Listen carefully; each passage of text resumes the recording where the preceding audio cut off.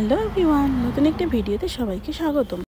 শীতের মধ্যে সবাই নলেন গুড়ের পায়েস বানাচ্ছে, কিন্তু আমি নিয়ে চলে এসেছি নলেন গুড়ের সন্দেশ নিয়ে। তার জন্য 1 লিটার দুধ নিয়ে প্রথমে গ্যাসে গরম করতে বসে দিয়েছি, আর অন্যদিকে একটা বাটিতে জল নিয়ে তার মধ্যে 1 চামচ পরিমাণ ভিনিগার দিয়ে দিয়েছি।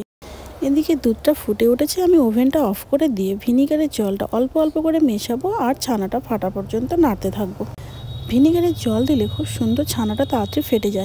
এবার ছানাটা ফেটে গেছে, আমি ছানাটা ছেঁকে ভালোভাবে ধুয়ে নিচ্ছি, কারণ ভিনিগারটা না হলে টক টক করবে। এই প্রসেসটা বেশিক্ষণ দেখালাম না, আপনারা সবাই এটা জানেন। এদিকে আমার এটা রেডি হয়ে গেছে। এবার কাপড়টাকে ভালোভাবে মুড়ে নিয়ে ভালো করে একটা ভারী জিনিস দিয়ে চাপা দিয়ে রেখে দেবো 1 ঘন্টার মতো।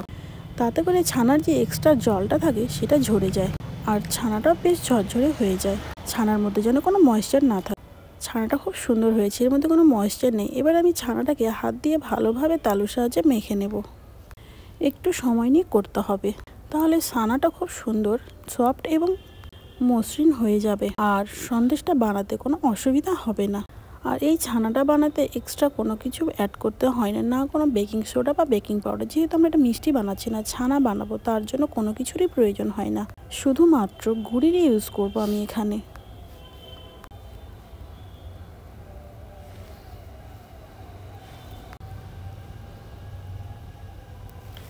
এবারে আমার ছানাটা মাখানো প্রায় হয়ে আসছে। আমি এখান থেকে দেখাচ্ছি যে কতটা সফট আর মসৃণ হয়েছে, তবেই বুঝতে পারবেন যে এইভাবে মাখালে তার উপকারটা কী বা ভালো ফলটা কী পাওয়া যায়। এবারে একটা প্যানের মধ্যে দিয়ে দিচ্ছি সামান্য পরিমাণ ঘি। ঘিটা গলে গেলে এর মধ্যে দিয়ে দেবো প্রায় 1 কাপ পরিমাণ মতো দুধ। আর এই দুধটা দেওয়ার পরপরই ছানাগুলো সব দিয়ে দেবো এর মধ্যে। ছানাটা দুধের সঙ্গে অনবরত নেড়ে ছানাটাকে ভালোভাবে মিশিয়ে নিতে হবে, যেন কোনো ঢেলা হয়ে না থাকে। আর এর মধ্যে দিয়ে দিচ্ছি খেজুরের গুড়। এখানে কিন্তু আমি আখের গুড় ইউজ করিনি, এখানে ইউজ করেছি খেজুরের গুড়। এটা অবশ্যই খেয়াল রাখবেন।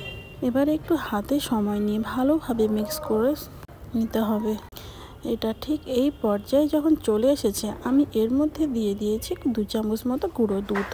আমার কাছে মনে হয়েছে গুঁড়ো দুধটা দিলে একটু টেস্টটা বাড়বে। আপনারা এক্ষেত্রে স্কিপ করতেই পারেন, তাতে কোনো রকম প্রবলেম নেই, কোনো টেস্টেরও হেরফের হবে না।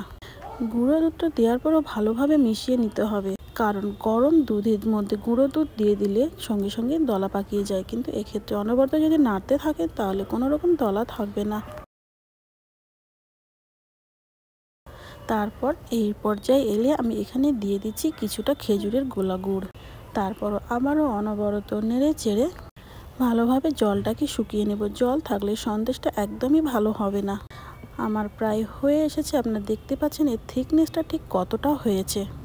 এটা ঠিক বলে বোঝানো যাবে না, আপনারা দেখতেই পেলেন কতটা থিকনেস। তারপর এরকম একটা পাত্রের মধ্যে ঘি গ্রিস করে নিয়েছি, আর এর মধ্যে দিয়ে দিচ্ছি সম্পূর্ণ সন্দেশের ব্যাটারটা।